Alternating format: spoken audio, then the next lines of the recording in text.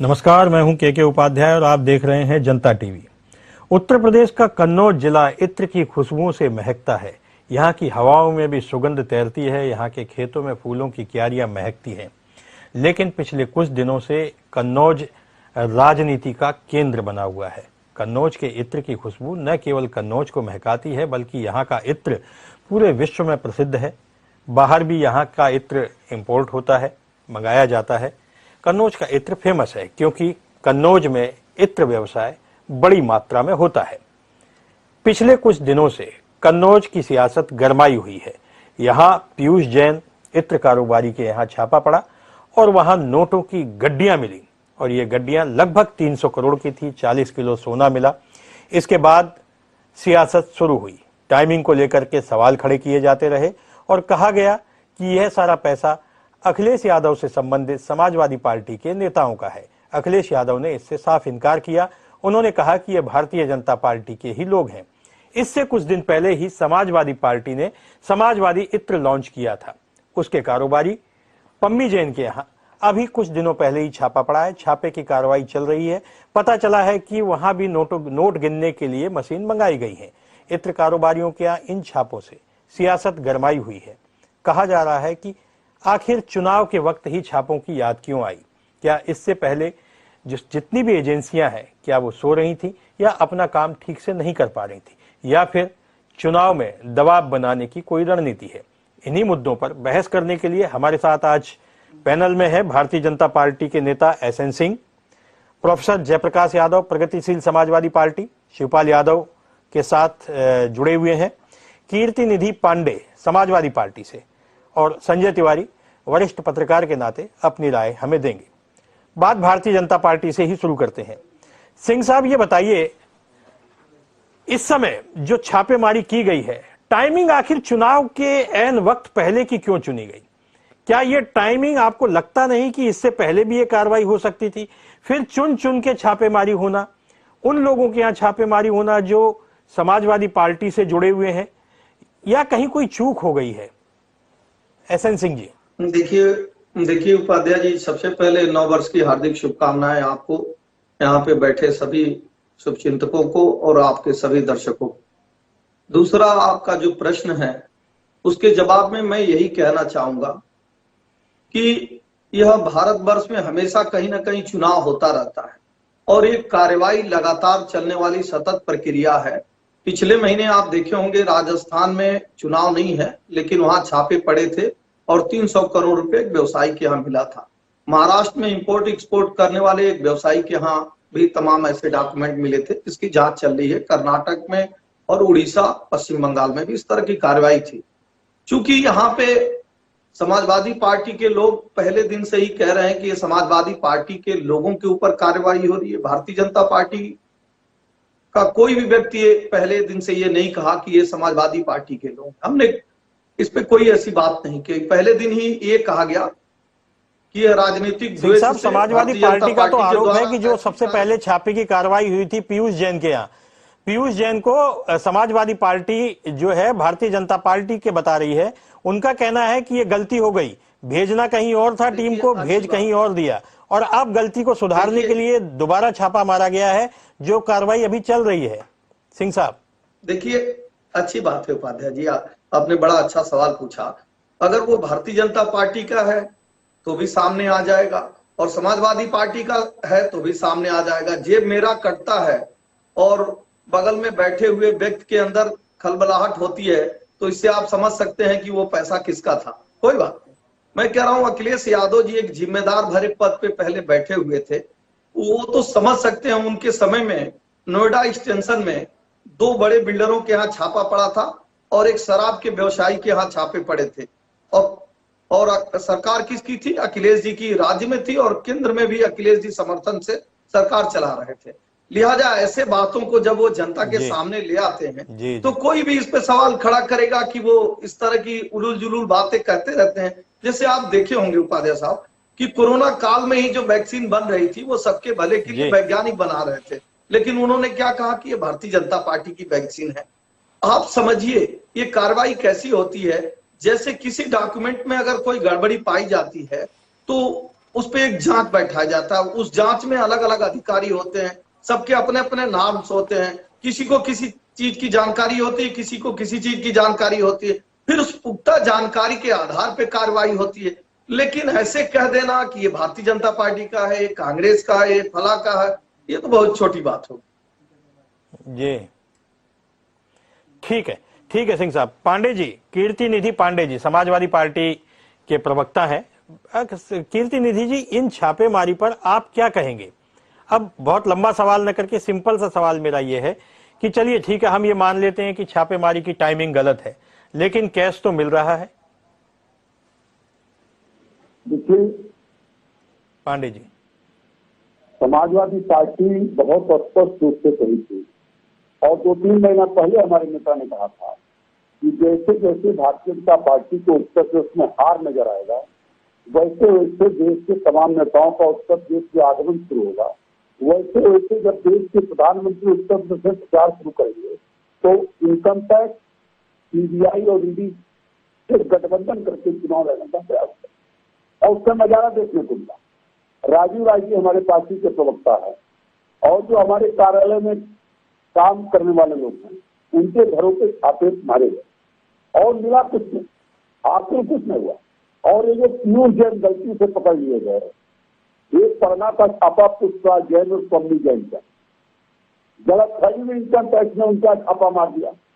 अब ये सवाल खड़ा करते हैं कि समाजवादी पार्टी क्यों परेशान है।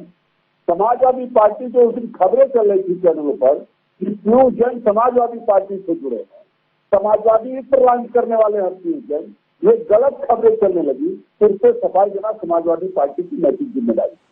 और हमारे एमएलसी पम्मी जैन ने भी कहा कि हम उनसे मेरा कोई संबंध नहीं, और समाजवादी पर पम्मी जैन ने लॉन्च किया था जिसका कल छापेमारी की कार्रवाई चल रही है, जो अभी तक कुछ हासिल नहीं हो पाया, अभी तक कुछ हासिल नहीं होता है। और जहां तक सवाल है, एक सबसे महत्वपूर्ण जो केंद्रीय उपाध्याय सवाल है कि माननीय प्रधानमंत्री जी ने कहा था नोटबंदी के बाद कि नोटबंदी के बाद देश से कालाधन समाप्त हो जाए जी, तो फिर 200 करोड़ से ज्यादा पीयूष जैन कहां से आया। दूसरा महत्वपूर्ण सवाल है कि केंद्र में भी इनकी सरकार है, राज्य में भी इनकी सरकार है, विदेशी सोना पीयूष जैन के यहाँ कहां से आया, किस मार्ग से आया। अगर विदेशी सोना हवाई मार्ग से आया हो, जल मार्ग से आया हो, रास्ते से आया हो, तो ये जिम्मेदारी भारत सरकार की है। इनकी सुरक्षा में चूक है कहीं न कहीं कि विदेशी सोना उत्तर प्रदेश के अंदर लोगों के पास मौजूद है और जो मिल रहा है। अब समाजवादी पार्टी ने बहुत महत्वपूर्ण बात हमारे नेता ने कहा कि पीयूष जैन की सीडीआर जारी कर दी जाए, और अगर पीयूष जैन की सीडीआर जारी हो जाए मोबाइल की, तो एक बात स्पष्ट हो जाएगा कि वो पैसा कहां से आया, किन बैंकों से निकासी हुई, कौन कौन लोग शामिल हैं और भारतीय जनता पार्टी के कौन कौन नेता उसमें शामिल है, इस बात का भी खुलासा हो जाएगा। लेकिन बड़ी दुर्भाग्यपूर्ण स्थिति है, जब आरोप हमारे ऊपर पिछले दिनों लगा कि विकास दुबे समाजवादी पार्टी से जुड़ा था, तब भी हम लोगों ने कहा था कि उसके मोबाइल का सीडीआर जारी किया जाए, जो नहीं हुआ। आज हम फिर मांग कर रहे हैं कि पीयूष जैन के मोबाइल का सीडीआर कॉल डिटेल जारी कर दिया जाए, जिससे एक बात स्पष्ट हो जाएगा कि किनसे उनकी बात होती थी, कौन कौन लोग इसमें शामिल। वो तो अब जांच होगी ही। वो तो चूंकि उनको गिरफ्तार कर लिया गया, तो ईडी और तमाम जितनी भी आर्थिक वित्तीय अनियमितता जांचने वाली एजेंसियां हैं उसकी जांच करेगी। उसका सच आने में तो अभी समय लगेगा, लेकिन जिस समय पर छापे मारे गए उस समय को लेकर के तो सवाल उठना लाजमी है। लेकिन सवाल ये भी है कि इतना कैश आया कहां से, कैसे आया। इसके अलावा जो छापेमारी चल रही है उसमें भी आज नोट गिनने की मशीनें मंगाई जा रही हैं। अभी कितने नोट मिले हैं यह सामने नहीं आया है। हमारे साथ प्रगतिशील समाजवादी पार्टी, शिवपाल यादव जी की पार्टी है, उनके प्रवक्ता हैं जयप्रकाश जी। उनसे हम सवाल करते हैं कि अभी तक आपको भारतीय जनता पार्टी की बी टीम कहा जा रहा था, लेकिन अब आप अखिलेश यादव के साथ दौड़ रहे हैं। इस छापेमारी पर, इस पूरी छापेमारी की कार्रवाई पर प्रगतिशील समाजवादी पार्टी का स्टैंड क्या है और प्रगतिशील समाजवादी पार्टी सोचती क्या है? जयप्रकाश महोदय, आपने हमको कहा है भारतीय जनता पार्टी का बी टीम। ये प्रश्न आपने किस आधार पर हमको बी टीम कहा, जरा ये बताइए। तब मैं आपसे पूछूंगा कि मेरे राष्ट्रीय अध्यक्ष का क्या है। पहले इसका जवाब आप हमको दीजिए कि आपने किस बिना पर हमें कांग्रेस बीजेपी का बी टीम कहा? कौन सा ऐसा हमारा कार्यक्रम हुआ नहीं, जिसके हमने नहीं आधार कहा। पर आप अखिलेश यादव कहते थे कि ये भारतीय जनता पार्टी की बी पार्टी है। हम नहीं कह रहे। हम तो आपको प्रगतिशील समाजवादी पार्टी ही मान रहे हैं। शिवपाल यादव आपकी पार्टी के नेता हैं, लेकिन अखिलेश यादव और उनके समर्थक कभी कहा करते थे कि प्रगतिशील समाजवादी पार्टी भारतीय जनता पार्टी की ही बी टीम है। पिछले 5 वर्षों में पिछले 17 का चुनाव आदरणीय शिवपाल सिंह यादव जसवंत नगर से साइकिल चुनाव चिन्ह पर लड़े। उसके बाद हमारी कुछ दूरियां हुई। आप अभी अखबारों में छपा हुआ है, मुझे तारीख याद नहीं है। अब अखबार की बात कर क्या करिएगा? न तीर चलाओ न तलवार चलाओ, हवा में रहना है तो अखबार चलाओ। अखबार की बात न करिए। और ये बात बेबुनियाद है कि हमारे नेता कभी बीजेपी के बी टीम रहे न थे, न रहेंगे, न रहने वाले। अब आपने नोटबंदी की बात करी, इस पर मेरा एक ही सवाल है कि अजब मुसीबत है, गजब तबाही है। कातिले मुहाफिज और कातिले सिपाही। भाई ईडी आपका, सीबीआई आपका, पुलिस आपका, सरकार आपकी, सारी एजेंसी आपकी। अब इतने रुपये जो है कहां से आ गए, किस रास्ते आ गए, ये आपकी ड्यूटी है न पकड़ना। आम जनता को आप बताइए। जब आप आदरणीय प्रधानमंत्री जी ने ये ऐलान किया था कि नोटबंदी के बाद 2 नंबर के जो पैसे हैं वो भारत से जो है समाप्त हो जाएंगे और सब लोगों का जो है कि नोट शुद्ध हो जाएगा, तो नोटबंदी के बाद इतना 2000 रुपया का करेंसी कहां से आया महोदय? जरा आप हमको बताइए। कौन जिम्मेवार है? ये उत्तर प्रदेश के अंदर है तो और उत्तर प्रदेश की सरकार आपके सवालों का जवाब हम भाजपा के प्रवक्ता से लेंगे। जी आप बोलिए। नहीं, कहाँ बोलिए बोलिए जी। इसको कहते हैं एक तो चोरी, उस पर से सीना चोरी। अगर कोई चोर पकड़ा जाता है तो ये नहीं कह सकता है कि भाई पूरे भारत में और लोग भी चोर हैं, सबको पकड़िए उसके बाद हमसे सवाल पूछिए। आप ये जानिए कि जो इत्र का कारोबार है और वो जो कारोबारी है कोई 100-200 रुपए के कारोबार नहीं करते हैं, कई हजार करोड़, 10,000 करोड़ की टर्नओवर उनकी है। उस टर्नओवर में रुपए के लेन देन चलते हैं। बात आती है चोरी की। जो कर आप चोरी करते हैं, जिसको आप प्रत्यक्ष नहीं दिखाते हैं, वो चोरी हुई है कि नहीं। अगर आप चोरी किए हैं, पहले आप कह रहे हो भारतीय जनता पार्टी के हैं, उसके बाद आप कह रहे हैं कि वो समाजवादी पार्टी के हैं, वो हमारे एमएलसी हैं। अरे भाई, अगर कोई चोर है और वो पकड़ा जाता है तो मैं कह रहा हूं बड़ा दिल दिखाते हुए उसका स्वागत होना चाहिए और समाज में एक मैसेज जाना चाहिए, चाहे किसी की भी सरकार हो, कि इस तरह से गलत तरीके से कमाए हुए धन से जो भी व्यक्ति बड़ा बनता है वो निंदा का पात्र है, घृणित है। उसके खिलाफ कठोर से कठोर कार्रवाई होनी चाहिए। और उसके पीछे कौन लोग हैं वो सारी एजेंसियां जांच करेंगी। इनके पास कोई तथ्य है, इनके पास कोई जानकारी है तो कोर्ट भी है, आप उसको बता दें। टाइमिंग को लेके आप इसलिए सवाल नहीं उठा सकते हैं कि लगातार चलने वाली ये कार्रवाई। मैंने बताया पिछले महीने 6 जगह छापे पड़े थे, उसके पिछले महीने पड़ा था। और जब वर्ष का अंत होता है और जब फाइनेंशियल ईयर का अंत हो रहा होता है तो उस समय ये कार्रवाई ज्यादा हो जाती है। दूसरी बात आई है, जांच जो होती है वो एक सतत चलने वाली प्रक्रिया है। एयरपोर्ट में आप जाएंगे तो आपकी जांच होगी। कुछ लोग पकड़े जाते हैं, कुछ लोग नहीं पकड़े जाते हैं। अब जो नहीं पकड़े जाते वो कहे तुम 1 घंटा मेरा समय क्यों बर्बाद किए?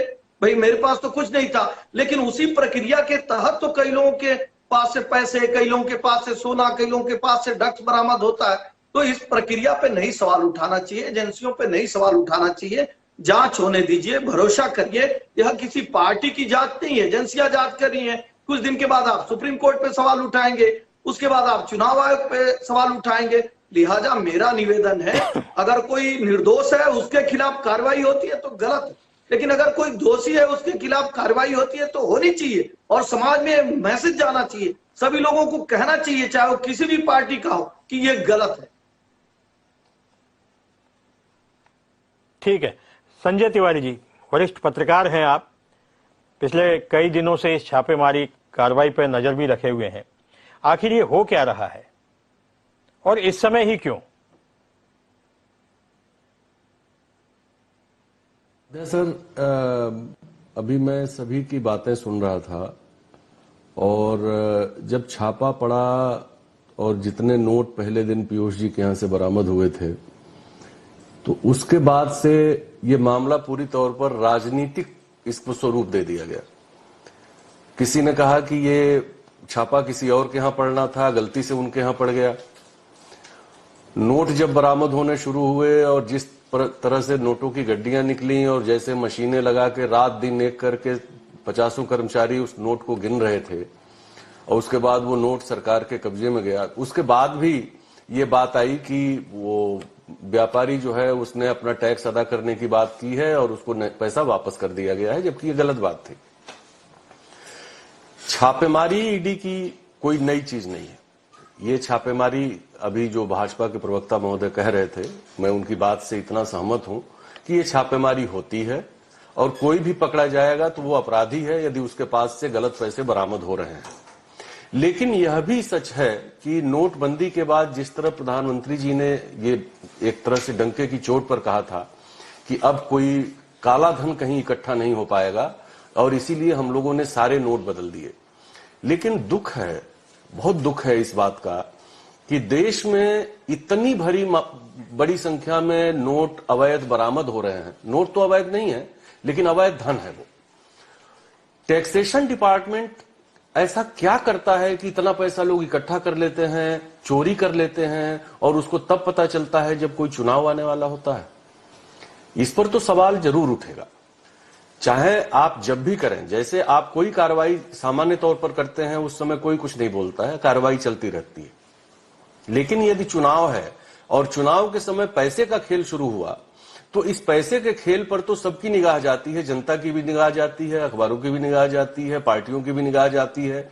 अभी तक दोनों पार्टियां जिस तरह से एक दूसरे पर आरोप प्रत्यारोप की बात कर रही हैं, और यह भी बड़ी गजब की बात है कि जिस व्यक्ति का नाम लेकर के एक बहाना लिया जा रहा था कि छापा तो पुष्पराज के घर पड़ना था और पड़ गया पीयूष जैन के यहां, और उसके 5 दिन 6 दिन 7 दिन बाद पुष्पराज जी के यहां भी छापा पड़ रहा है।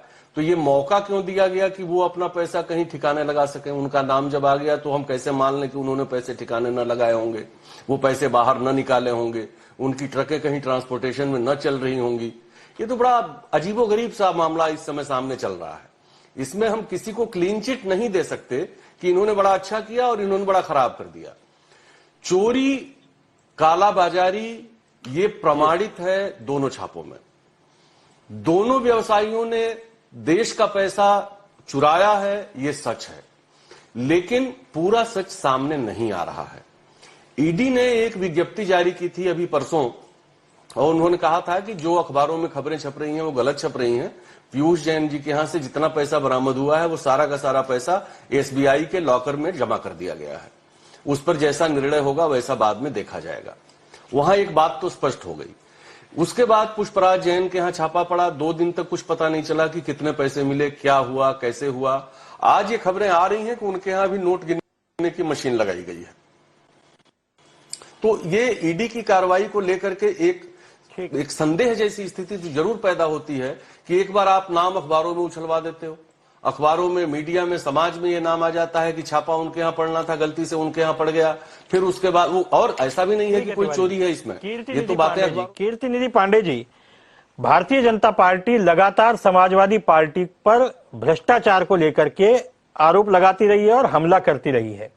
भारतीय जनता पार्टी ने अपना जो टैगलाइन भी बनाया है कि भ्रष्टाचार से मुक्त सरकार उन्होंने स्वयं को बताया है, और समाजवादी पार्टी को जब भी वो घेरते हैं भ्रष्टाचार के मुद्दे पर ही घेरते हैं।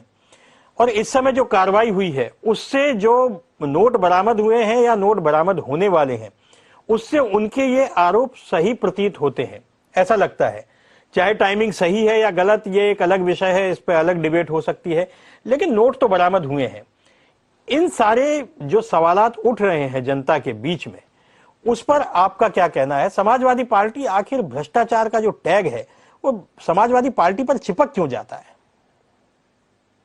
कीर्ति जी। है कि समाजवादी पार्टी के एमएलसी के घर छापे पड़े, उनके यहां से नोट बरामद हो रहे हैं। पीयूष जैन जी भी समाजवादी पार्टी के से जुड़े हुए व्यक्ति बताए गए हैं। इत्र का कारोबार है, बड़ा कारोबार है। अखिलेश यादव जी ने अभी एक प्रेस कॉन्फ्रेंस की थी, कल ही शायद किया था उन्होंने, जिसमें वो इत्र के कारोबार को लेकर और उसके बजट को लेकर और उसकी पूरी इकोनॉमी को लेकर बहुत लंबा चौड़ा व्याख्यान दिया था। लेकिन सवाल ये उठता है कि इतना बड़ा कारोबार यदि हो रहा है और सारे लोग एक ही भाव भंगिमा में मिल रहे हैं, भ्रष्टाचार जैसी चीज एक ही केंद्र में एक ही दिशा से निकल के आ रही है, तो ये भाजपा के लिए तो एक प्लस पॉइंट है, इसमें कोई दो राय नहीं है। भारतीय जनता पार्टी हमेशा से इनको घेरती रही है इसी चीज पर। अखिलेश जी ने जितने भी डेवलपमेंट के काम किए थे, उन सारे कामों पर भारतीय जनता पार्टी ने उनको भ्रष्टाचार का आरोप लगा के ही घेरा था, चाहे वो गोमती रिवर फ्रंट रहा हो, चाहे वो एक्सप्रेसवे का मामला रहा हो। ठीक है तिवारी जी, चाहे और ठीक है, इस आप जो आरोप लगा रहे हैं इसका जवाब हम कीर्ति निधि पांडे जी से ले लेते हैं। कीर्ति निधि पांडे जी, समाजवादी पार्टी पर आखिर भ्रष्टाचार के जो आरोप लगते हैं वो उनको जस्टिफाई करने के लिए क्या ये कार्रवाई हुई है, और समाजवादी पार्टी पर ये भ्रष्टाचार के आरोप चस्पा क्यों हो जाते हैं? भारतीय जनता पार्टी भ्रष्टाचार को लेकर के लगातार समाजवादी पार्टी पर हमला करती रही है। कीर्ति जी। देखिए उपाध्याय साहब, 2017 में भारतीय जनता पार्टी की सरकार बनी। कीर्ति जी, मैं बता रहा हूँ, 2017 में भारतीय जनता पार्टी की सरकार उत्तर प्रदेश में बनी और लगातार सरकार बनने के बाद तमाम कार्यों पर भारतीय जनता पार्टी ने कहा यहाँ भ्रष्टाचार हुआ। लेकिन मैं आपसे पूछना चाहता हूँ कि 5 साल की सरकार अब चुनाव में जाने वाली है भारतीय जनता पार्टी की, किस भ्रष्टाचार के खिलाफ समाजवादी पार्टी के खिलाफ कार्रवाई? हमारे नेता के खिलाफ कहाँ भ्रष्टाचार का कोई आरोप लगा या कोई जांच हुई या किसी के खिलाफ कार्रवाई? दूसरा सवाल, ये सवाल तो इसलिए खड़ा हुआ पीयूष जैन का, पीयूष जैन के यहाँ जिस दिन छापेमारी होना कोई गलत नहीं, छापेमारी होनी चाहिए। अगर कहीं काला धन है तो उसकी बरामदगी होनी चाहिए। लेकिन जिस तरीके से चैनलों पर चला और तमाम चैनल के साथ ये दिखाने लगे कि पीयूष जैन समाजवादी पार्टी से जुड़ा हुआ व्यक्ति है, जिसके अगर इतना रुपया बरामद हुआ। मैं कह रहा हूँ पम्मी जैन जी हमारे एमएलसी हैं, समाजवादी इत्र उन्होंने लॉन्च किया, उनके यहाँ छापा पड़े हैं। अगर अवैध धन मिलेगा और तब एक खबर चले कि पम्मी जैन समाजवादी पार्टी के एमएलसी, उनके घर काला धन बरामद हुआ, तब हम उसको स्वीकार करते नहीं करते, मेरा सवाल।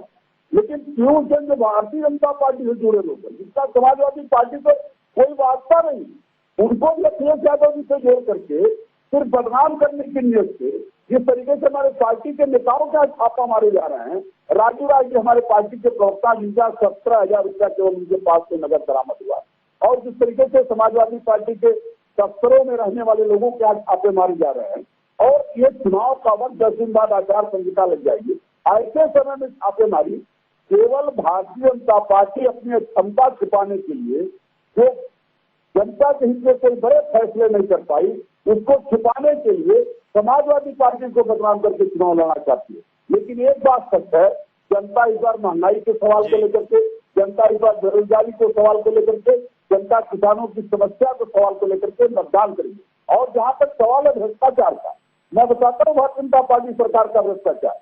हम जयप्रकाश जी से पूछेंगे। जयप्रकाश जी, ये जो टाइमिंग है, इस टाइमिंग को लेकर के आप क्या कहेंगे? और अगर नोट मिल रहे हैं तो ये तो फिर मतलब भ्रष्टाचार का धन तो हुआ ना कहीं। जयप्रकाश जी, ये भ्रष्टाचार तो हुआ है, लेकिन जरा आप टाइमिंग की चर्चा जो कर रहे हैं, तो एक कहावत है कि सैया भय कुतवाल अब डर का है। ये भारतीय जनता पार्टी जिस दिन से सत्ता में आई, इस चक्कर में रही कि समाजवादी पार्टी के नेता के यहाँ कैसे हमको उनको उल्फत में डाल दे। भाई बहुत सारे एजेंसी जिनके पास थे, आपने अभी गोमती रिवर फ्रंट की बात कही है, उसके अनुसंधान चल रहे हैं, लेकिन आपके स्टूडियो से ये बात आवाज आना कि भारतीय जनता पार्टी ने जो काम करी है या कर रही है, उससे आम आवाम में समाजवादी पार्टी का छवि धूमिल हो रहा है, महोदय, ये बड़ा ही दुखद है। आप सम्मानीय समाचार मीडिया, प्रिंट मीडिया के लोग हैं, अखबार वाले, रोड है, आपकी बात जनता सुनती है। समाजवादी पार्टी या प्रगतिशील समाजवादी पार्टी या मेरा गठबंधन कि किसी नेता पर हम तो टाइमिंग पे सवाल उठा ही रहे हैं, आप हम पे आरोप कैसे लगा सकते हैं? हम तो कह ही रहे हैं कि छापेमारी की कार्रवाई से कोई गुरेज नहीं है, लेकिन जो टाइमिंग है वो गलत है। हम तो खुद ही कह रहे हैं कि यह टाइमिंग क्यों चुनी गई। वही तो मैं जवाब दे रहा हूँ। हमारे समाजवादी पार्टी के प्रवक्ता की बात मैं थोड़ी सी सुनी है, आवाज धुंधली हो गई थी, आपने हमको नहीं सुना सका। ये टाइमिंग जो है, आप यह जान लीजिए कि बुझने वाला हर चिराग टिमटिमाता है। अभी से 1 सप्ताह पहले आपने पढ़ा होगा कि सुप्रीम कोर्ट ने एक जजमेंट किया है कि उत्तर प्रदेश के 45 विधायक नहीं लड़ पाएंगे चुनाव, उसमें 35 गो बीजेपी के लोग हैं। इन लोग तो वॉशिंग मशीन न है, इस पार्टी में जो चला गया वॉशिंग मशीन में धुल गया। अभी आप हम पर तोहमत लगा रहे थे स्टूडियो से कि समाजवादी पार्टी पर यह तोहमत लग रहा है। भाई अब प्रूफ हो जाए कि समाजवादी पार्टी के एमएलसी के यहाँ से जिसने समाजवादी की तरफ निकाला उसके यहाँ से रुपया निकला। आप पूछ जाए जी के यहाँ से करोड़ों निकला, अरबों निकला, आपकी एजेंसी है। मैंने चंद पल पहले कहा है कि गजब मुसीबत है, गजब तबाही है, कातिले मुहाफिज है, कातिल सिपाही है। आपका ईडी, आपका सीबीआई, आपका सब कुछ। 2013 में आदरणीय लीजिए महोदय, 2013 में मनमोहन सिंह की जब सरकारें थी जी जी, तो आदरणीय मोदी जी की टीम ये कहती थी कि केंद्र की सरकार सीबीआई का इस्तेमाल तोता की तरह करती है, सीबीआई केंद्र की सरकार का तोता है। अभी केंद्र की सरकार जो सीबीआई का नाजायज लेहा फायदा उठा रही है अपने विरोधियों को प्रताड़ित करने के लिए, दमित करने के लिए, आप बताइए उसका कहीं ना कहीं कुछ ना कुछ गलत इस्तेमाल हो रहा है कि नहीं? तो मैं ये कहना चाहता हूं कि आपके स्टूडियो से ये जाए कि उसका जवाब तो बीजेपी वाले देंगे। कहिए कि ये तोहमत समाजवादी पार्टी को। एसएन सिंह जी, ठीक है, हम भारतीय जनता पार्टी के प्रवक्ता से इसका जवाब ले लेते हैं। सारे सवाल भारतीय जनता पार्टी की तरफ उठ रहे हैं। एक सवाल यह भी है, क्या भारतीय जनता पार्टी को कहीं ऐसा लग रहा था कि उनकी स्थिति चुनाव में कमजोर है, इसलिए उन्होंने इस तरह के जो है टाइमिंग चुनी, या ध्यान डाइवर्ट करने के लिए या मुद्दे बदलने के लिए इसकी जरूरत पड़ी? सच्चाई क्या है सिंह साहब? देखिए सर, मैं बताऊं आपको, भारतीय जनता पार्टी का कहीं भी किसी भी तरीके से भारतीय जनता पार्टी समाजवादी पार्टी से तो कमजोर नहीं है। और किसी भी मायने में अगर ये 5 दिन में एक सभाएं कर रहे हैं तो आप देखे होंगे 6 रथ हमारे निकले हुए हैं और एक रथ जो है 40 सभाएं कर रही हैं। कहीं 25,000, कहीं 50,000, 2 लाख की भी भीड़ आ रही है। तो उसकी कोई तुलना नहीं। आज डिबेट जिस मुद्दे पे हो रहा है उसी पे चर्चा कर ले। देखिए, लैपटॉप घोटाला इनके समय में हुआ, इन्होंने कहा कि हम कहाँ बता पाए। अरे भाई, आप तमाम ऐसी चीजें जिसको आप मिटा के चले गए, आपने ही दिखाया है कि 8 लाख ही लैपटॉप बट गया, 13 लाख लैपटॉप आए थे, बाकी का पता नहीं। शिक्षा में बहुत सारे शिक्षक ऐसे पकड़े गए जो थे ही नहीं और उनके नाम पे पैसे जाते थे। कैसे जाते थे उसका जवाब आप दे लेंगे और जनता देख रही है। बहुत तेरे लोग जेल जा चुके हैं। गायत्री प्रजापति साहब जो न्यूनतम जीवन अपना जीते थे, वो एक ही बार कई हजार करोड़ के संपत्ति के मालिक हो गए। तो जाहिर है कि जनता उसमें सवाल उठाएगी। मैं कह रहा हूं कि अगर एजेंसियों को आप इस तरह से के ऊपर आरोप लगाते रहेंगे तो ये स्वस्थ समाज के लिए ठीक नहीं है कि कल को आप सुप्रीम कोर्ट को लगाएं, फिर सेना को लगाएं, फिर चुनाव आयोग को लगाएं। अगर आप गलत नहीं है और आपके खिलाफ कार्रवाई हो रही है तो जनता देखेगी, जनता उसका जवाब देगी। लेकिन अगर कोई चोर है और ये कहे कि नहीं भाई हम पहले और चोरों को आप करके आइए फिर उसके बाद हमसे कहिएगा, तो ये ठीक बात नहीं है। समाजवादी पार्टी की सरकार 2017 में क्यों गई? क्योंकि भ्रष्टाचार, अपराध आप देखे होंगे उस समय इन लोगों का नारा था, जो जमीन सरकारी है वो जमीन हमारी है। मथुरा में रामवृक्ष यादव कांड हो जाता है। मऊ में जब सरकार के नाक के नीचे ऐसे ऐसे काम होते हैं, सभी जिलों में दंगे होते हैं और प्रत्येक जिले में कर्फ्यू लगे रहते हैं। तो इस तरह की जब सारी चीजें चल रही होती है, पर्ची की सरकार चल रही होती है और होड़ लगा होता है साहब, इन लोगों में तो होड़ लगा होता है कि किसके पास 10 गाड़ी है, कौन सी गाड़ी हो गई। अरे उनके पास तो लखनऊ में भी मकान हो गई, दिल्ली में भी हो गया, चंडीगढ़ में भी हो गया, तो दूसरे भी खरीद। तो जब इस तरह से जब होड़ लगा था और आप अपनी संपत्ति कमाएंगे तो आप जनता के सामने कैसे जाएंगे? मैं तो कह रहा हूं केंद्र में भी आप थे। ऐसा तो नहीं है कि केंद्र में आपके समर्थन से 10 साल सरकार चली और क्यों केंद्र में थे वो भी देश की जनता जानी। तो आपको साहब शुरू से ही ऐसा काम करना पड़ेगा कि कभी जनता उंगली न उठाए। हमारा शीर्ष नेतृत्व, हमारा प्रदेश का शीर्ष नेतृत्व दोनों इतना ईमानदार है कि आप चैनल पे बैठ के भी हमारे शीर्ष नेतृत्व पे उंगली नहीं उठा सकते हैं। ख्याली पुलाव मैं पकाने से बता कुछ रहा नहीं हूँ होगा। भ्रष्टाचार आपका। 3 बार उत्तर प्रदेश की मैं जनता बता ने रहा हूँ आपको 5 चुना। साल के सरकार का देखिए, भ्रष्टाचार अपने मन से मनगढ़ंत बातों को कहना, मैं आप देखिए आपके समय में पर्ची पे मैं सरकार आपके चलती थी, सरकार का SDM भ्रष्टाचार के बता रहा 65 हूं, सुनने को पोस्टों में से तैयार हो तो सुन 55 एक लीजिए। ही धर्म जाति के लोग हो जाते थे। आप यादव सिंह साहब को लेके हाई कोर्ट के आगे सुप्रीम कोर्ट तक पहुंच गए। जब कोर्ट ने फटकार लगाई तब FIR दर्ज होता है। अरे भाई, जब इस तरह के जाति के कार्य हैं आप सिंह करेंगे साहब, तो प्रदेश उस की जाति जनता के क्या कितने आपको नहीं कलेक्टर है देख उत्तर रही थी? प्रदेश में? आपको सोचना उस चाहिए। जाति के पूरे कितने प्रदेश को कप्तान है 3 उत्तर भागों में प्रदेश बांट में? के कहीं कितने का चाचा भ्रष्टाचार चला रहे पूरे थे, कहीं उत्तर का प्रदेश में काका क्यों चला नहीं रहे बताते थे, आज? कहीं का अब्बा चला क्यों रहे नहीं थे, कहीं बताते का आज? भैया चला रहे थे। और तो और छोड़ दीजिए, बताइए ना, जिस धर्म आपके जाति के अपराधियों के जिस तरह खिलाफ से उत्तर प्रदेश की बंटवारा सरकार करके ने चलाया जा कार्रवाई रहा था, नहीं किया। बिजली सिर्फ जात क्यों नहीं पातियों बताते के आप? लिए, केवल बीजेपी को धार्मिक बोलने विकास नहीं के दीजिए, लिए, हमें भी मौका जौनपुर दीजिए जवाब सुल्तानपुर देने का। प्रताप हर और तरह के कोंडा हो, घोटाले, जो हर आपके तरह जाति से के अपराधियों के खिलाफ भ्रष्टाचार। कार्रवाई देखिए, क्यों नहीं हुई आज भारतीय तक? जनता पार्टी की सरकार प्रदेश की हमारे जनता ऊपर ने सवाल बनाया। उठाने वाले उसने सिंह कहा साहब, यह अपने की आवाज उठाइए मैं एक कह रहा बार। हूं इसमें कि हमारी भी बात समाजवाद नहीं सुनिए। आ गया है, परिवारवाद आ गया है, नहीं जिन्नावाद आ बताइए गया ना, है, कार्रवाई क्यों नहीं किया साम्राज्यवाद आ आपने गया अपने है। जाति के इसलिए लोगों के उत्तर खिलाफ? प्रदेश की जो जनता ने आपके जाति के परिवारवाद हमें भी अपराधियों समय के दीजिए खिलाफ बोलने का। उनके खिलाफ कार्रवाई राष्ट्रवाद, फिर भी क्यों नहीं हुई? विकासवाद की जो सरकार आपके को उत्तर जाति के प्रदेश में ले उसी आया जाति के है। माननीय और इस मुख्यमंत्री जी चैनल के माध्यम से बतलाता हूं कि उपाध्याय 2017 जी, में हमें भी समय इस दीजिए बहुमत से बोलने भारतीय की। जनता देश की पार्टी की जनता सरकार हिम्मत बनी। नहीं आपके अंदर उससे जवाब भी देने ज्यादा की, बहुमत से भारतीय हिम्मत जनता पार्टी नहीं। की सरकार ये बनी। अजय पार्टी के सैनी के प्रवक्ता खिलाफ के कार्रवाई चिल्लाने से करेगी। कुछ हमें भी जवाब देने का समय दीजिए। श्री उपाध्याय जी, पांडे जी जवाब दे रहे हैं। सिंह साहब, पांडे जी आपकी बात का जवाब दे रहे हैं। पांडे जी जवाब ले लेते हैं। पांडे जी, आप कुछ कह रहे थे। जी पांडे जी, आप जवाब दीजिए। के उपाध्याय साहब, पांडे जी जो जवाब हमारी दीजिए। हमारी सरकार पर यादव जाति के पोस्टिंग को लेकर के सवाल खड़ा कर रहे हैं, ऐसे साहब को बताना चाहिए कि आज उनकी जाति के कितने लोग कलेक्टर है उत्तर प्रदेश के अंदर। आज इनको बताना चाहिए उनके जाति के कितने लोग कप्तान है उत्तर प्रदेश के अंदर। और उनको ये बताना चाहिए कि अगर उत्तर प्रदेश के मुख्यमंत्री ने बुलडोजर चलाया तो इनके जाति के जो अपराधी हैं उत्तर प्रदेश के अंदर, उनके ऊपर बुलडोजर क्यों नहीं चला? उनके घरों पर बुलडोजर अजय सैनी के घर में बुलडोजर तक चलेगा, जिनके बेटे ने साजिश करके बाप बेटे मिलकर के किसानों के ऊपर गाड़ियां चढ़ा दी। और जहां तक भ्रष्टाचार का सवाल है, के उपाध्याय साहब, कोरोना का बेग को ऑफर कराया उत्तर प्रदेश की सरकार ने। उत्तर प्रदेश के सभी जनपदों में ऑक्सीमीटर, थर्मामीटर अलग अलग दरों पर खरीदे गए, जिसकी तमाम शिकायतों के बाद भी न तो महामहिम राज्यपाल महोदय ने संज्ञान लिया, न उत्तर प्रदेश की सरकार ने संज्ञान लिया, न कोई जांच हुई आज तक। सिंचाई विभाग में घोटाला, इनके विधायक पांडे जी, सदन में इस मुद्दे को नहीं उठाया गया। समाजवादी पार्टी ने सदन में इस मुद्दे को क्यों नहीं उठाया? इस मुद्दे को लेकर के धरने प्रदर्शन क्यों नहीं हुए? इस मुद्दे को लेकर के विधानसभा में घेराव क्यों नहीं हुआ? उपाध्याय साहब, सदन में भी ये सवाल उठा और अभी इनके विधायक ने सड़क का उद्घाटन किया, नारियल नहीं टूटा, सड़क टूट गई। बुलंदशहर के अंदर डिप्टी सीएम केशव मौर्य साहब को पत्रकारों ने देख के कहा कि जिस सड़क का आप उद्घाटन करके आ रहे वो 2-3 जगह फंस चुकी है।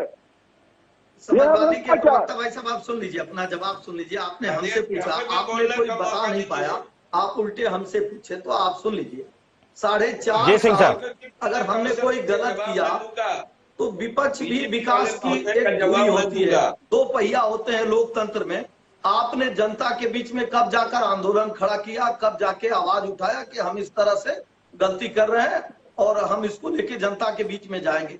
4.5 साल आप चैन की नींद सोते रहे और आपके मुखिया विदेशों में भ्रमण करते रहे। आप चुनाव के समय जब आप आएंगे तो आप सुन लीजिए। आपने पूछा मुझे कि जवाब दे लेने दीजिए साहब, आपने पूछा, मैं बता रहा हूँ। आपने कहा, सुन लीजिए, आपने कहा अगर कोई, अरे सुन लीजिए ना सर, मैं वही तो बता रहा हूँ। आपने कहा कि कोरोना काल में गड़बड़ियां हुई। उत्तर प्रदेश की भारतीय जनता पार्टी की सरकार जब से आदरणीय योगी आदित्यनाथ जी के नेतृत्व में चल रही है, घपले घोटाले जो भी हुए, अगर जिसकी भी जवाबदेही तय हुई, आप देखे होंगे उस समय अधिकारियों के नाम आता था, ये मुख्यमंत्री जी के जिले के हैं, मुख्यमंत्री जी के खास है, इनके ताऊ के परिचित है, इनके चाचा के परिचित है। हमारे समय में 150 अधिकारियों को घर का रास्ता दिखा दिया गया है, नौकरी से हाथ धोना पड़ा है और 40 बड़े अधिकारी जेल की हवा खा रहे हैं। देखिए कौन से अधिकारी, 40 अधिकारियों का नाम बताइए। ठीक है, आप सुन तो लेंगे सिंह साहब, संजय तिवारी जी से हम सवाल लेते हैं। संजय जी, ये जो आपने बहस सुनी, ये राजनीतिक बहस है। इस समय चुनाव का समय है तो कोई किसी की सुनेगा नहीं, लेकिन ये तो है कि भारतीय जनता पार्टी पर पिछले 5 साल में भ्रष्टाचार का आरोप समाजवादी पार्टी सिद्ध नहीं कर पाए, नहीं लगा पाए, और न ही सड़कों पर कोई ऐसा आंदोलन समाजवादी पार्टी का दिखाई दिया जैसा कि सिंह साहब कह रहे थे। यदि भ्रष्टाचार हुआ है तो उसकी आवाज कहां उठाई गई? क्या आपको नहीं लगता कि समाजवादी पार्टी ने से विपक्ष के नेता के रूप में या विपक्षी पार्टी के रूप में कहीं कोई चूक हुई है? संजय जी। जी जी जी, ये बहुत बड़ी चूक हुई है, और मैं इससे पहले भी ये बात कह चुका हूं कई जगहों पे। उत्तर प्रदेश में विपक्ष नाम की चीज पूरे 4 वर्ष 4.5 वर्ष दिखी ही नहीं है। चाहे वो कोरोना का सही काम हो रहा हो, सरकार चल रही थी, कैसे चल रही थी वो भारतीय जनता पार्टी जानती है, प्रशासन जानता है, जनता देखती है। लेकिन विपक्ष की जो भूमिका होती है, विपक्ष कब खड़ा हुआ? न शिक्षकों के साथ विपक्ष को खड़ा होते मैंने देखा है कभी 4 साल में, न छात्रों के साथ कभी खड़ा होते देखा है, न किसी कोई ऐसी रैली या ऐसी जनसभा या ऐसा घेराव देखा है जिसमें सरकार को घेरने की कोशिश की गई हो। मैंने विपक्ष को उत्तर प्रदेश में देखा ही नहीं है। ये मैं कह रहा हूँ, दावे के साथ कह रहा हूँ, चुनौती देके कह रहा हूँ। समाजवादी पार्टी नहीं, बहुजन समाज पार्टी भी कर सकती है इस बात को, कांग्रेस भी कर सकती है। उत्तर प्रदेश में एक हाथरस कांड को छोड़ दिया जाए, जो कि बाद में प्रमाणित हो, नहीं बाद में प्रमाणित हो गया। हाथरस कांड में तिवारी जी, उसमें कांग्रेस बाजी मार के ले गई थी, राहुल गांधी और प्रियंका गांधी। हाथरस कांड में भी कांग्रेस बाजी मार के ले गई थी। दुर्भाग्य से उत्तर प्रदेश में कांग्रेस कहीं दिखाई नहीं दे रही है। आज की बहस में भी हम उनको शामिल करना चाहते थे, लेकिन उन्होंने नोट और भ्रष्टाचार पर बोलने से इनकार कर दिया। यह एक दुविधा है। 2 बार घेरा था सरकार को, एक मिर्जापुर में घेरा था और उसके बाद हाथरस में घेरा था। वो घटनाएं चाहे जैसी हुई हो, जो हुई हो, लेकिन समाजवादी पार्टी के किसी बड़े नेता को कभी मैंने सरकार को घेरते हुए नहीं पाया है, चाहे सदन में चाहे सदन से बाहर। आज चुनाव आया है तो चाहे जितनी बातें, जितने आरोप प्रत्यारोप लग जाएं, लेकिन उससे पहले कोई भी व्यक्ति विपक्ष का हमें नहीं दिखा है उत्तर प्रदेश में। भारतीय जनता पार्टी के लिए ये प्लस पॉइंट है। भारतीय जनता पार्टी कीर्ति जी जवाब दे रहे हैं, तिवारी जी, कीर्ति जी जवाब दे रहे हैं। पांडे जी जवाब दीजिए। पांडे जी आप कुछ कह रहे हैं? जी पांडे जी। नहीं, हम इसका खंडन करते हैं कि ये भारतीय जनता पार्टी के लिए प्लस पॉइंट है। मेरी भी सुनिए उपाध्याय जी, मेरी भी सुनिए जो मैं कह रहा हूँ। हम गाँव आंदोलन किए। पांडे जी जवाब दे रहे हैं, फिर आपसे जवाब देता हूँ। जयप्रकाश जी, पांडे जी को बोलने दीजिए, उसके बाद मैं आपके पास आता हूँ। मिला जी पांडे जी। सवाल को लेकर के हम लोगों ने आंदोलन किया, भ्रष्टाचार को लेकर के हम लोगों ने पूरे उत्तर प्रदेश के सभी जिला अधिकारियों को ज्ञापन दिया। और मैं पूछ रहा हूँ संजय जी, अगर हम आंदोलन नहीं किए, हम सड़कों पे नहीं दिखे, तो हमारे कार्यकर्ताओं पे हजारों हजार मुकदमा कैसे दर्ज हुआ? उत्तर प्रदेश के सभी जनपदों में समाजवादी पार्टी के कार्यकर्ताओं पर आंदोलन करने के दौरान मुकदमा है। किस बात का मुकदमा? अगर हम घरों में थे तो मुकदमा क्यों लिखा गया हमारे खिलाफ?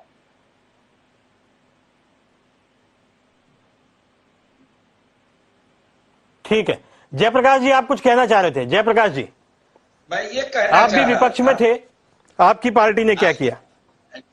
मेरी पार्टी जी बोलिए जयप्रकाश जी। हैसियत थी, हमारे नेता आदरणीय शिवपाल सिंह यादव ने सड़क से लेकर सदन तक किया। अब मैं आपसे पूछना चाहता हूं आदरणीय उपाध्याय जी और विश्लेषक महोदय से कि ये तोहमत लगा रहे हैं स्टूडियो में बैठ के कि समाजवादी पार्टी ने नहीं किया। देश नहीं विदेश जान रहा है कि 3 कृषि कानूनों के खिलाफ हिंदुस्तान की रीढ़ कहे जाने वाली किसान पूरे पक्के 1.5 वर्षों तक सड़क पर आंदोलन करती रही, पीटे गए, मारे गए, दबाए गए, सताए गए, किस वेदना और दर्द सिसकता रहा है हिंदुस्तान। उस आंदोलन, किसान आंदोलन में समाजवादी पार्टी और प्रगतिशील समाजवादी पार्टी कहां थी? किसान आंदोलन गैर राजनीतिक था, उसमें 9 किसान संगठन शामिल थे, समाजवादी पार्टी उसमें कहीं शामिल नहीं थी। क्या किसान पश्चिमी उत्तर प्रदेश में समाजवादी पार्टी और प्रगतिशील समाजवादी पार्टी के सदस्य नहीं है? आप डिवीजन ऑफ द किसान क्यों कर रहे हैं? किसान सभी पार्टी के हैं जो किसान है। Don't divide in division of किसान, वो सभी पॉलिटिकल पार्टी के। लेकिन स्टूडियो में यह कह देना कि प्रगतिशील समाजवादी पार्टी के लोगों ने सड़कों पर प्रदर्शन नहीं किया। मैं आपसे जानना चाहता हूं, सिसकता रहा भारत, देखता रहा विदेश, और पूरे पक्के 2 वर्षों तक क्या नहीं दुर्दशा की गई है किसानों की। और आप कह रहे हैं कि समाजवादी पार्टी और प्रगतिशील समाजवादी पार्टी ने देश के और उत्तर प्रदेश की सरकार के खिलाफ कोई प्रदर्शन नहीं किया।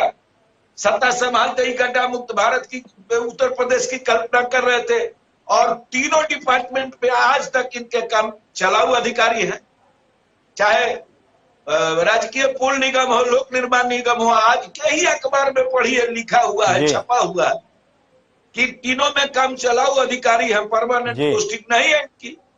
अब इनकी भाषा को पकड़िए, डबल इंजन की सरकार माननीय प्रधानमंत्री जी कहते हैं। आदरणीय उपाध्याय जी जरा हमको जी जी, अभी सिंह साहब अभी जैसा कीर्ति निधि पांडे जी कह रहे थे, जयप्रकाश जी भी कह रहे हैं, इनका कहना है कि आंदोलन हुए हैं और आंदोलन हुए इसीलिए उन पर मुकदमे कायम हुए हैं, विपक्ष कहीं ना कहीं था। लेकिन यह भी सच है कि जब भी कोई आंदोलन हुआ या किसी ने सरकार के खिलाफ आवाज उठाने की कोशिश की तो उन पर मुकदमे लाद दिए गए, उनकी आवाज को दबाने की कोशिश की गई। तो यह तो लोकतंत्र नहीं हुआ। एसएन सिंह जी। उपाध्याय सर, बहुत ही अच्छा आपका सवाल, पॉलिसी को बदल दिया है। लेकिन ये इमरजेंसी वाला भारत नहीं है। जी सिंह साहब जवाब दे रहे हैं आपकी बात। मैं दे रहा हूँ, सिंह साहब जवाब दे। यह कांग्रेस की इमरजेंसी वाला भारत नहीं है कि जबरदस्ती मुकदमे दायर कर दिए जाएंगे। आज की जनता बहुत ही जानकार है। अगर आप भ्रष्टाचार में लिप्त हैं, तमाम लोगों के ऊपर एफआईआर दर्ज हुआ, वो इसलिए हुआ कि वो लोगों की जमीन कब्जा किए हुए थे। आप देखेंगे मुख्तार अंसारी साहब किस तरह से अवैध जमीन कब्जा किए हुए थे, इनके नेता थे, तो उनके ऊपर कार्रवाई होगी। इसी तरह के नोएडा में यादव साहब बहुत सारी जमीनें कब्जा किए हुए थे, तो उनके खिलाफ कार्रवाई हुई। और गोरखपुर में भी 2 लोगों के खिलाफ कार्रवाई हुई। आप सुन लीजिए सर, किसानों पे भी बोल देता हूँ, एक एक जवाब ले लीजिए तो ठीक लगेगा आपको। दूसरी बात की अगर किसी ऐसे, अरे सिंह साहब को बोलने दीजिए, फिर तो किसी की आवाज सुनाई नहीं देगी। अगर तीनों बोलेंगे तो किसी की आवाज सुनाई नहीं देगी। सिंह साहब बोल रहे, उसके बाद आपको एक एक करके आप जवाब दीजिए ना। मैं किसी सज्जन व्यक्ति के खिलाफ कहीं भी कार्रवाई हुई है और यदि हमारे कोर्ट में इनको विश्वास है, या सीधे वहां चले जाएं या कल ही लखनऊ में जनता के सामने जाके आंदोलन करें और बताएं कि इस तरह की कार्रवाई हमने गलत किया है। हमने कोई ऐसा कार्रवाई गलत किया नहीं है। आज हम जन विश्वास यात्रा निकाल के जनता के बीच में जा रहे हैं, हम जनता से दूर नहीं है। और आप देखे होंगे लाखों से हजारों की संख्या में सड़कों पे आके लोग अभिवादन कर रहे हैं, अपना आशीर्वाद दे रहे हैं भारतीय जनता पार्टी के प्रति। हमने कोई ऐसा कार्य नहीं किया है। इनके पास अगर कोई जानकारी है, यह एक राजनीतिक पार्टी है, निश्चित तौर पे इनको जनता के सामने, समाज के सामने वो बात आनी चाहिए। लेकिन चूंकि आप इस तरह से गलत नहीं है, आप देखिए, आप सुन लीजिए, किसानों की बात का जवाब दे दो। किसानों की अगर सबसे हितैषी कोई पार्टी है उपाध्याय साहब, अरे उनको जवाब तो देने दीजिए। जयप्रकाश जी, आपने अपनी बारी पर पूरा बोला, एसएन सिंह जी को जवाब तो देने दीजिए। देखिए सर, किसानों की जो सबसे हितैषी पार्टी है वो जी बोलिए सिंह साहब। कैसे है सर? किसान क्रेडिट कार्ड के माध्यम से जो किसानों को लाभ मिला वो भारतीय जनता पार्टी की अटल बिहारी वाजपेयी सरकार की देन है। किसान उस समय जाके वाजपेयी जी से मिले और बोले कि साहूकारों के यहाँ हम अपना जमीन रख देते हैं और पैसे लेते हैं, हम उस जमीन को बो भी नहीं पाते हैं और वो पैसे बढ़ते जाते हैं, कुछ दिन के बाद वो जमीन हमारे हाथ से निकल जाता है। उन्होंने तमाम संगठनों से इस बारे में चर्चा किया। आप वरिष्ठ पत्रकार हैं, आपके समय की ये बात है। और उन्होंने किसान क्रेडिट कार्ड योजना 4.5% पे दिया। उन्होंने कहा कि अगर वर्ष में आप लौटा देंगे तो 4.5% लगेगा, नहीं तो 7% लगेगा, और वो फसल भी आप ही बोएंगे, जमीन भी आपकी रहेगी, बैंक आपको ऋण देगा। पहला। दूसरा, आज तक प्रत्यक्ष रूप में किसानों को अगर कोई डायरेक्ट ऋण दिया है तो भारतीय जनता पार्टी दी है। समाजवादी पार्टी अपनी सरकार में एक बार 10,000 का ऋण दी थी, वो भी किसको? जो कंपनियां पंपिंग सेट वगैरह किसानों को दिए थे और उनका जो बकाया था वो किसानों को ना देके उसको माफ करके उन कंपनियों को दे दिया गया। लेकिन किसान सम्मान निधि के माध्यम से भारतीय जनता पार्टी सीधे किसानों को वो चीजें देती है। 3 बार इनकी सरकार रही, बहुजन समाजवादी पार्टी और समाजवादी पार्टी की सरकार में 19 चीनी मिलें उत्तर प्रदेश में बेची गई। हमने 20 चीनी मिलों के क्षमता में विस्तार किया, 4 नई चीनी मिलें हमने ले आया। आप बताइए कि किसानों का भारतीय जनता पार्टी से हित ऐसी कौन सी पार्टी है? उस समय खाद बीज के लिए मार होते रहते थे, इनके यहाँ बहुत सारे मेहनत करने के बाद 95,000 करोड़ किसानों का भुगतान किए गन्ने मूल्य का। हमने 1.5 लाख करोड़ गन्ने मूल्य का भुगतान किए। अब बताइए भारतीय जनता पार्टी उन दोनों समाजवादी और बहुजन समाजवादी पार्टी की सरकार अपने पूरे कार्यकाल में जितना की होगी 4.5 वर्ष में हमने किया। इसलिए हम कहते हैं कि भारतीय जनता पार्टी एक पारदर्शी, ईमानदार, जवाबदेह सरकार है, काम दमदार। इसीलिए हम कहते हैं कि आने वाले समय में भी जनता का जो विश्वास है वो भारतीय जनता पार्टी के साथ है। ठीक है, पांडे जी कुछ कह रहे थे। पांडे जी आप कुछ कहना चाह रहे हैं? पांडे जी, कीर्ति निधि पांडे जी। उपाध्याय जी ये कह रहे हैं कि हमने गन्ना का 1,55,000 करोड़ भुगतान कर दिया। मैं कह रहा हूं किसानों ने गन्ना पैदा किया तो भुगतान किया ही। और सवाल है कि आज भी हजारों करोड़ रुपया बकाया, उसका जिम्मेदार कौन है? आज भी गन्ना किसानों का हजारों करोड़ बकाया जिसका भुगतान नहीं हो पा रहा। ये कह रहे जिनके ऊपर मुकदमे हुए वो जमीन कब्जा किए, जिन किसानों के आंदोलन के दौरान वो कौन सा जमीन कब्जा कर रहे थे? और जिस तरीके से इनकी परेशानी बढ़ी है, अगर हम सड़कों पे नहीं रहते, हम जनता के लिए आंदोलन नहीं करते, तो आज जिस तरीके से आदरणीय अखिलेश यादव जी की जनसभाओं में भीड़ आ रहा है उसमें सरकारी मशीनरी का सहयोग नहीं है। जबकि माननीय प्रधानमंत्री जी के रैलियों के लिए जिस तरीके से जनता के पैसे का दुरुपयोग हो रहा है, 3-3 हजार बसें लगाई जा रही है रैलियों के लिए, सरकारी कर्मचारी लगाए जा रहे हैं, कलेक्टर, कप्तान, पीडीओ, डीडीओ, जिस तरीके से लेखपाल कानून को लगाए जा रहे हैं, जिस तरीके से ठेकेदार और प्रधानों पर दबाव बनाया जा रहा है दिलवाने के लिए, ये सरकार को सच्चाई पता है। इसीलिए समाजवादी पार्टी को किसी न किसी बहाने बदनाम करके चुनाव लड़ना चाहती है। अगर चुनाव में ईमानदारी से भारतीय जनता पार्टी लड़ना चाहती है तो विकास कार्यों के आधार पर लड़े, जनता फैसला 22 में कर देगी कि भारतीय जनता पार्टी कहाँ रहेगी। जी श्री उपाध्याय जी। ठीक है, हाँ जयप्रकाश जी। जी हाँ जयप्रकाश जी बोलिए। जी बोलिए। आदरणीय ये प्रवक्ता बीजेपी कह रहे हैं कि किसानों की हितैषी की पार्टी है, तो मैंने तो बता दिया किसानों की कितने हित की है, लॉ एंड ऑर्डर इनका कितना मजबूत है। अब आइए नौजवानों और बेरोजगारों के प्रति सरकार की क्या भावना रही और ये पिछले सरकार 4 वर्षों में क्या किया है। इनके प्रधानमंत्री जी ने कहा और गृह मंत्री जी ने कहा कि जो इंजीनियर है, डॉक्टर है, जो बीटेक है, बी फार्मा है, वो पकौड़ा छान के बेच रही है, भी तो रोजगार है, ये भी तो नौकरी है। ये इन्हीं का देना है।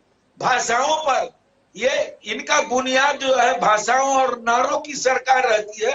तो उत्तर प्रदेश की जनता इस पर आदरणीय अखिलेश यादव जी में पूरा विश्वास करके सड़कों पर ये कह रही है कि भाई जिसको चाह रहा प्रदेश का नाम है अखिलेश। अब चाहिए सरकारी एजेंसियों से, जनसंपर्क डिपार्टमेंट से जितना वोट लगवा ले।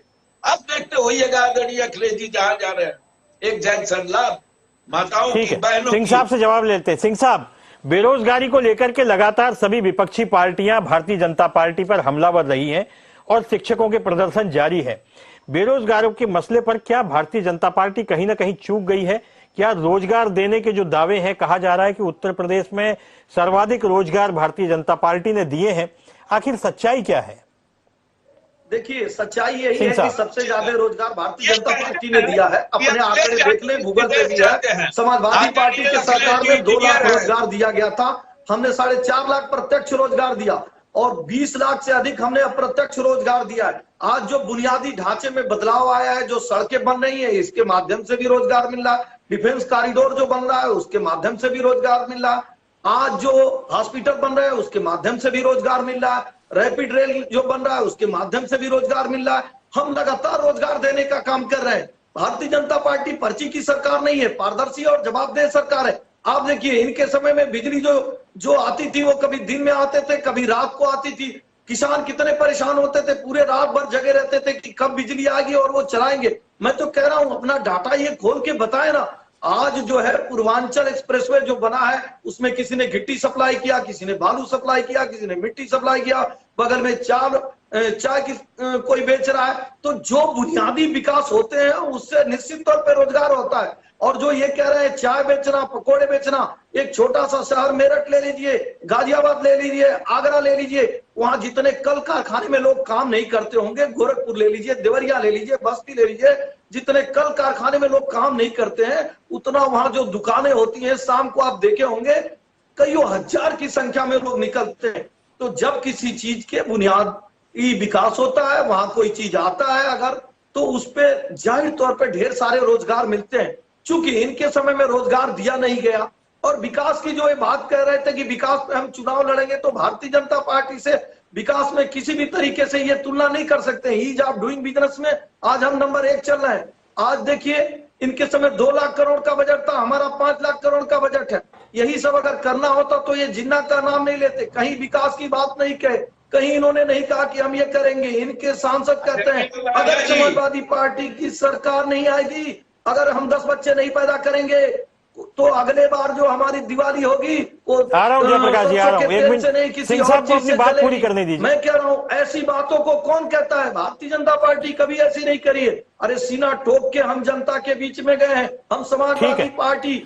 ठीक है सिंह साहब, संजय तिवारी जी से मैं एक सवाल लेता हूं, उसके बाद जयप्रकाश जी के पास आऊंगा। 1 मिनट जी, संजय तिवारी जी आपने तीनों की बात सुनी। बेरोजगारी के मुद्दे पर लगातार सभी विपक्षी पार्टियां हमलावर है, आखिर स्थिति है क्या? आप भी लगातार राजनीतिक विश्लेषण करते रहे हैं और आपकी उत्तर प्रदेश की राजनीति पर पकड़ और नब्ज पर आपकी अच्छी पकड़ है। आप क्या सोचते हैं इसे लेकर के? भारतीय जनता पार्टी के दावों में कहां तक दम है? देखिए, वो बातें बहुत स्पष्ट है। अभी इन सभी की बातें मैं सुन रहा था, जयप्रकाश जी भी कुछ बोल रहे थे और माननीय कीर्ति निधि जी भी कुछ बोल रहे थे। बहुत संक्षिप्त जवाब दीजिए, क्योंकि मैं जयप्रकाश जी से भी मैंने कहा है उनसे सवाल लूंगा, और कीर्ति निधि पांडे जी से भी। जी बहुत शांति से मैं दो बातें बहुत स्पष्ट करना चाहूंगा। अगर अखिलेश यादव जी की सरकार इतना विकास करने वाली थी तो वो सरकार चली क्यों गई? इसका जवाब इनको खुद खोजना चाहिए। दूसरा, अभी ये किसानों की बात कर रहे थे और उसमें गन्ने का एक सवाल आया। पूर्वी उत्तर प्रदेश को दुनिया का चीनी का कटोरा कहा जाता था सर, और वो चीनी का कटोरा केवल समाजवादी पार्टी और बहुजन समाज पार्टी की सरकारों के समय में बिल्कुल कटोरा बन के रह गया। वहां का आदमी भिखारी हो गया, गन्ना किसान भिखारी हो गया। 14 चीनी मिलें हमारे देवरिया कुशीनगर जिले में 14 चीनी मिलें हुआ करती थी और 14 की 14 बंद हो गई, बेच दी गई। ये किसने बेचा? सवाल ये अपने से क्यों नहीं पूछते हैं कि किसने बेचा? अगर भारतीय जनता पार्टी आज ये कहने की स्थिति में है कि वो गन्ने का भुगतान कर रही है, वो नई चीनी मिलें भी लगा रही है और चीनी मिलों का विस्तारीकरण भी कर रही है, तो उसका हक बनता है। ठीक है, ठीक है तिवारी जी, इसका जवाब हम जयप्रकाश जी से ले लेते हैं। जयप्रकाश जी, आप कुछ कहना चाह रहे थे, 10 सेकंड है आपके पास, 10 सेकंड में अपनी बात कीजिए, फिर मैं कीर्ति निधि पांडे जी से आखिरी क्लोजिंग मार्क्स लूंगा। जी जब कर रहे हैं तो 2 ही लाइन समझ लीजिए, जिसकी जैसी खाखड़ पैया वैसी हमारी है। 12,500 रेलवे एम्प्लॉय को ये हटा टर्मिनेट कर दिए, आपको ये पता है। और बैंक को निजीकरण करने जा रहे हैं तो 51,000 लोग यूजलेस हो जाएगा। यही इनकी बुनियाद है। ये केवल भाषा पाली है, कुछ करती नहीं है भारतीय जनता पार्टी। और ये हम पर तोहमत लगा रहे हैं कि अखिलेश यादव। ठीक है, कीर्ति निधि पांडे जी, तमाम छापेमारी और तमाम आरोपों प्रत्यारोपों के बीच समाजवादी पार्टी आज अपने आप को कहां पाती है? कीर्ति निधि जी, कल कहा गया। कीर्ति निधि जी को जवाब देने दीजिए, समय बहुत कम है। जी, महंगाई के सवाल को लेकर के, बेरोजगारी के सवाल को लेकर के, किसानों की समस्याओं को सवाल को लेकर के, और हमें खुशी इस बात की है कि उत्तर प्रदेश के जिन जिन जनपदों में आजादी राष्ट्रीय ध्वज का कार्यक्रम हो रहा है, रथ यात्राएं चल रही, सुबह से लेकर रात तक 11 बजे तक 12 बजे तक जनता उनका इंतजार कर रही है और उनको प्रेम, समर्थन, प्यार और उनको ताकत और बल दे रही है कि बदलाव करने के लिए जनता उत्तर प्रदेश की तैयार है। और हर हाल में 2022 में बदलाव होकर रहेगा। और जो संजय तिवारी जी ने कहा कि 5 ठीक है, साल ठीक है पांडे जी, आप सभी लोग हमारे साथ जुड़े इस बहस में, आप सब लोगों का बहुत बहुत धन्यवाद। समय हमें इसकी इजाजत नहीं दे रहा कि इसको लंबा खींचा जाए, हम फिर किसी डिबेट में आपके साथ हाजिर होंगे। ये थी उत्तर प्रदेश की कन्नौज की सियासत पर डिबेट। शुरुआत इत्र से हुई थी, लेकिन अंत में भ्रष्टाचार, किसान, बेरोजगारी और तमाम सारे मुद्दों पर एक दूसरे पर आरोप प्रत्यारोप लगाने लग गए। भारतीय जनता पार्टी ऐसा कोई मौका नहीं छोड़ना चाहती जिससे कि उनकी छवि को कोई धक्का पहुंचे। भ्रष्टाचार के मुद्दे पर फर्क साफ है का उन्होंने टैगलाइन दी है, लेकिन आखिर परिणाम क्या होंगे? अभी तो चुनाव की घोषणा बाकी है, चुनाव की घोषणा होने के बाद चुनाव बाकी है। दावे सबके अपने अपने हैं, रिजल्ट क्या होगा यह तो जनता जानती है। आप देखते रहिए जनता टीवी, समाचारों का सिलसिला जारी रहेगा। नमस्कार।